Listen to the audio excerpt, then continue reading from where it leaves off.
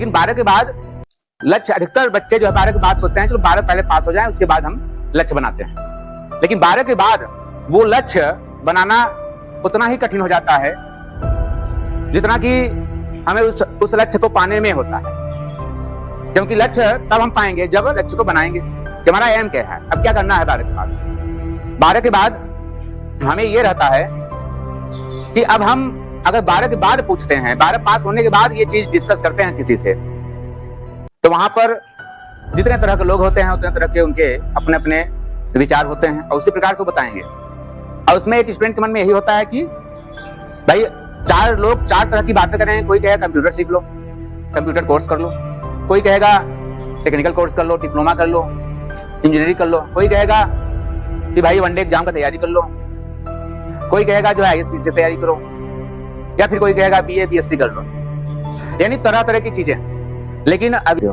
तुम्हें क्या लगता है तुम क्या बन सकते हो, तुम क्या पढ़ना चाहते हो आगे चल के? ये विचार जरूरी नहीं है कि आगे चल के वो जो हम करेंगे उससे हमें क्या हासिल होगा, लेकिन पहले ये विचार करो कि जो चीज हम करेंगे वो कितना अच्छे तरीके से हम कर सकते हैं। क्योंकि कोई भी चीज हम आगे 12 के बाद अगर करेंगे तो उसमें सबसे पहले हमारा रुचि होना चाहिए कि हम वो चीज कर सकते हैं कि नहीं, उसमें हमारा इंटरेस्ट है कि नहीं। अगर किसी कहने पे इतने अच्छे तरीके तुम्हारा इंटरेस्ट है तो वहां पे इस प्रकार से तुम कोर्स कर सकते हो, जो भी छोटे बड़े हार्डवेयर सॉफ्टवेयर कोर्स है। लेकिन हाँ, उस क्षेत्र में अगर जाओ तो उस क्षेत्र के पूरे एकदम स्पेशलिस्ट बनो। उसके लिए तुम चाहे डिप्लोमा करो कंप्यूटर के लाइन में, और चाहे तुम बीटेक करो, और चाहे दूसरे कोई कोर्स करो, यानी कंप्यूटर से रिलेटेड चाहे जो भी कोर्स करो तुम। भाई अगर तुम कंप्यूटर का नॉलेज कम तुम्हारे अंदर है तो तुम पहले छोटा छोटा कोर्स कर लेना। 1 साल में तुम छोटे छोटे कोई कोर्स करो, या फिर तुम डायरेक्ट बड़ा कोर्स कर सकते हो। बड़ा कोर्स मतलब कि इंटर के बाद, अभी जैसे इस वक्त क्या है, इस वक्त तुम फास्ट नॉलेज ले लो, कुछ बेसिक जो फंडामेंटल नॉलेज है कंप्यूटर बेस का उसको तुम ले सकते हो, ताकि आगे तुम्हें दिक्कत ना हो। अगर बड़े कोर्सों में तुम एडमिशन लेते हो तो बड़े कोर्सों में फिर जो है तुम डिप्लोमा करो, बीटेक करो, कंप्यूटर लाइन से CS से कर लो, तुम कंप्यूटर साइंस से, तुम उस पास से कंप्यूटर के इंजीनियर हो जाओगे। अगर तुम्हें कंप्यूटर सीखना चलाना अच्छा लगता है, उस क्षेत्र में तुम जाना चाहो तो तुम्हारा इंटरेस्ट होना चाहिए, तुम उसे अच्छे से कर लोगे। लेकिन उसके लिए जो बेसिक चीजें पहले अपने आप से पूछ लो कि क्या बनना चाहते हो, क्या करना चाहते हो, किस लाइन में जाना चाहते हो। अगर ये बात तुम्हारे अंदर क्लियर हो जाएगा तो बस उसी चीज का तुम्हें अध्ययन करना है। किसी के कहने से तुम्हें कोई काम नहीं करना है। कोई कहे उसको सुनो, समझो, हर क्षेत्र के बारे में नॉलेज लो कि किस क्षेत्र का पढ़ाई करने से क्या चीज कैसे होता है, लेकिन तुम्हें वही करना है जो तुम्हारा अपना इंटरेस्ट है, जो तुम बनना चाहते हो, करना चाहते हो। वो तुम 100% अच्छे से कर पाओगे और उसमें तुम्हें सफलता भी मिलेगा, क्योंकि तुम्हारा वो अपना सोच है। तुम उसमें 100% पढ़ाई भी करोगे, मेहनत करोगे और आगे चल के उसमें सक्सेस भी होगे। जॉब के लिए भी अप्लाई करोगे, वो जॉब भी पाओगे, क्योंकि 100% तुम वहां पे अपने आप को उसमें लगाओगे, तो हर चीज जो क्लियर होगा। तो इसलिए ये चीज ध्यान देना है कि अपने अनुसार, अपने कैपेसिटी के अनुसार। अब कैपेसिटी भी कुछ बच्चों को अनुमान लगाने में थोड़ा सा गलतफहमी हो जाता है। देखी देखा, जैसे कोई अगर साथ वाला कोई कहे कि हम IAS की तैयारी करें, अब कोई देखी देखा कि हमारे साथ वाला क्या कर रहा है वही हम भी करें, पड़ोसी का बच्चा क्या कर रहा है हमारा बच्चा वही करेगा, यानी देखी देखा काम मत करो। तुम्हें इंटर के बाद ये डिसीजन लेना है कि तुम्हें करना क्या है। तुम अपना पहले चॉइस वहां पे रखो, अपना चॉइस, यानी तुम्हें क्या करना है, किस क्षेत्र में तुम्हें जाना है। तुम अपने इंटरेस्ट के अनुसार जब काम करोगे, उसको पढ़ाई करोगे, उस पर वर्क करोगे, तो 100% तुम मेहनत कर पाओगे और उसमें सफलता जरूर मिलेगा। लेकिन तुम्हारा दोस्त अगर कोई चीज करना चाहता है तो तुम वही करोगे नहीं, ये जरूरी नहीं है कि तुम भी वही करोगे। लेकिन तुम्हें अंदर से लगता है कि हाँ, हम भी IAS बन सकते हैं, हम भी IAS की तैयारी कर सकते हैं। और अगर तुम्हें जानकारी नहीं है उस चीज की कि IAS तैयारी करने के लिए कैसे क्या करना चाहिए, तो वो जानकारी तुम्हें इकट्ठा करना होगा। अगर फिर उसके बाद तुम्हें लगता है कि हाँ तुम कर सकते हो और तुम्हारा अपना, यानी किसी कहने से नहीं कि उसका सपना है तो हम भी अपना सपना वो बना लें, किसी कहने से नहीं। तुम्हें अगर लगता है कि तुम IAS की तैयारी करना चाहते हो, तुम IAS बनना चाहते हो, तो बिल्कुल तुम्हें 100% देना होगा। क्योंकि अगर कोई चीज हम बनने के लिए, कोई चीज हम करने के लिए सोचते हैं तो उसमें हमारा पूरा 100% लगना चाहिए, और 100% जब तक नहीं लगेगा तो हम उसमें सक्सेस नहीं होंगे। लेकिन हमें अपने कैपेसिटी के अनुसार आकलन करना होगा। अगर हमारी कैपेसिटी वहां तक नहीं है तो हमें अपनी कैपेसिटी, अपनी क्षमताओं को बढ़ाना होगा, उस पर कार्य करना होगा, अपनी कमजोरियों को दूर करना होगा। हमें IAS बनना है, लेकिन अभी हम ये सोच रहे हैं कि हम IAS बनना तो चाहते हैं, लेकिन हमें लग रहा है कि हम IAS के लिए काफी नहीं है। हमारी जो तैयारी है, हमारा जो लेवल है IAS अभी हमें नहीं लग रहा है कि हम आईएएस बन पाएंगे। हम चाह रहे हैं कि आईएएस, लेकिन आईएएस तैयारी के लिए हम अपने आप को सक्षम नहीं मान रहे हैं, हमारे अंदर वो कैपेसिटी नहीं हम महसूस कर रहे हैं। तो ये जबरदस्ती हम वहां पे अपने आप का अपना आकलन नहीं करेंगे। वहां पे हमें अपने क्षमताओं को बढ़ाना होगा, हमें अपना नॉलेज बढ़ाना होगा। नॉलेज बढ़ाओ, क्षमताओं को बढ़ाओ, उस पर वर्क करो, और तब वहां पर आईएएस भी तुम बन सकते हो। लेकिन देखी देखा मत करना है, किसी कहने से मत करना। सबसे पहले अपने अंदर ये क्वेश्चन करो, अपने आप से क्वेश्चन करो कि हम क्या करना चाहते हैं, हम किस क्षेत्र में जाना चाहते हैं। अगर तुम्हें ये बात समझ में आ जाती है तो ठीक है, तुम उसी क्षेत्र में फिर अपना नॉलेज बढ़ाओ, उस क्षेत्र में ही आगे बढ़ना इंटर के बाद।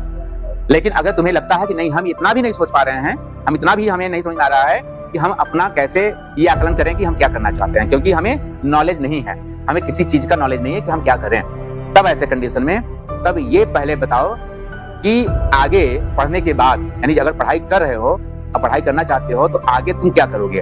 तुम जॉब करने के मूड में हो, और जॉब अगर करने के मूड में हो, जॉब करना चाहते हो, क्योंकि पढ़ाई का जो अंतिम लक्ष्य होता है यही हर एक स्टूडेंट का होता है कि हमें जॉब लेना है, हमें नौकरी करना है, क्योंकि आज का जो पढ़ाई का सबसे लास्ट अंतिम लक्ष्य है यही है।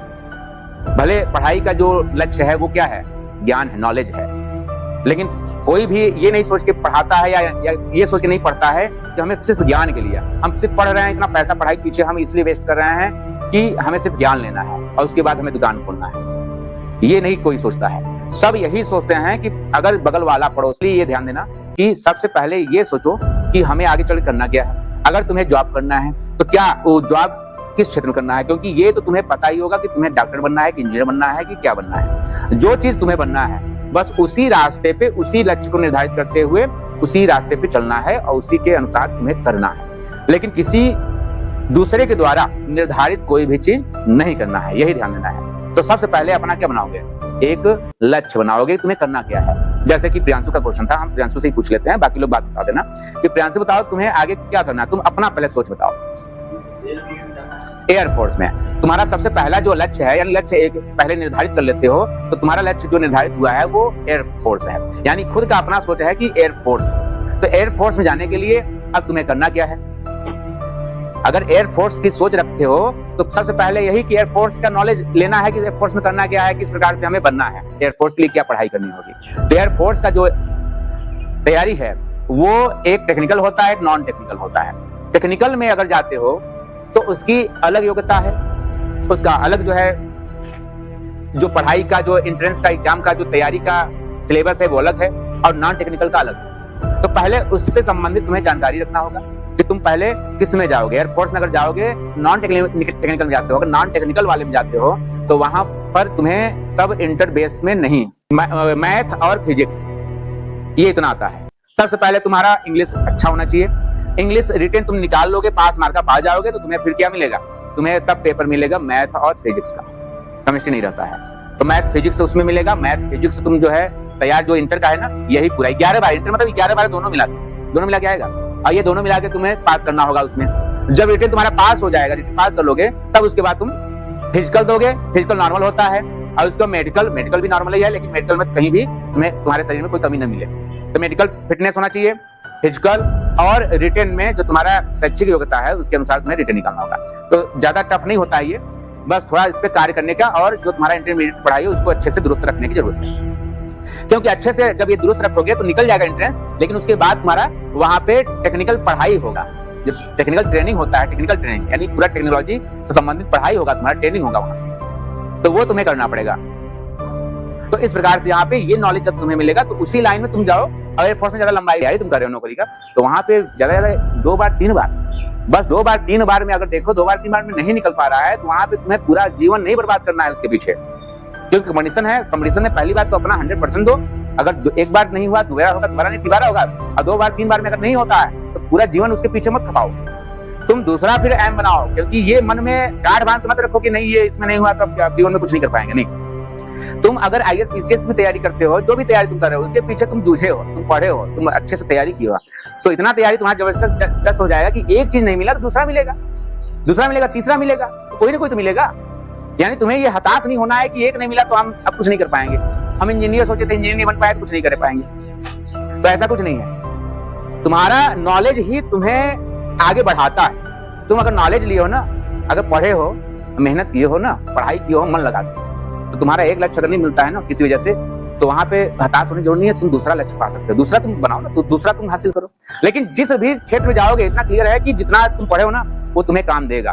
पढ़ाई एक ऐसा चीज है, जब तुम मेहनत करके किसी भी चीज की तैयारी करते हो ना, तो वहां पर वो पढ़ाई तुम्हें अगर उस फील्ड में नहीं काम आया, दूसरे फील्ड में काम आएगा, लेकिन कहीं ना कहीं काम आएगा।